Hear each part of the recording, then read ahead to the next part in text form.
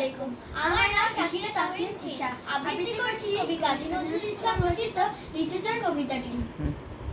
বাবুদের তালে পুকুরে, হাবুদের ডাল পুকুরে, সে কি বাস করলে তারা, বলে থাম একটু দাঁড়া।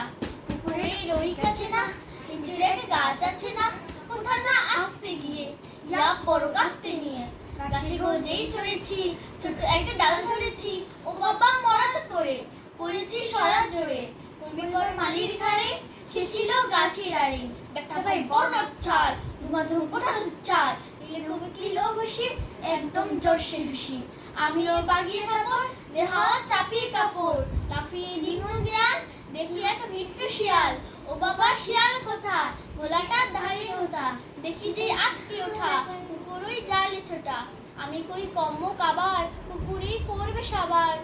বাবা গো মা গো বলে পাঁচিলের ফুকল গোলে ঢুকে গিয়ে বসুদের ঘরে, যেন প্রাণ আসলো ধরে। যার ফিরে কান মলি ভাই, চুরিতে আর যদি যাই, তবে মোরে নামই মিছা, কুকুরের চামড়া খিচা। সে কি ভয়ে যায় রে ভুলা, মালির ওই পিটুনি গুলা। কি বলিস ফের হপ্তা, তৌবা নাক খপ্তা। কি বলিস ফের হপ্তা, তৌবা নাক খপ্তা। কি বলিস ফের হপ্তা, তৌবা নাক খপ্তা।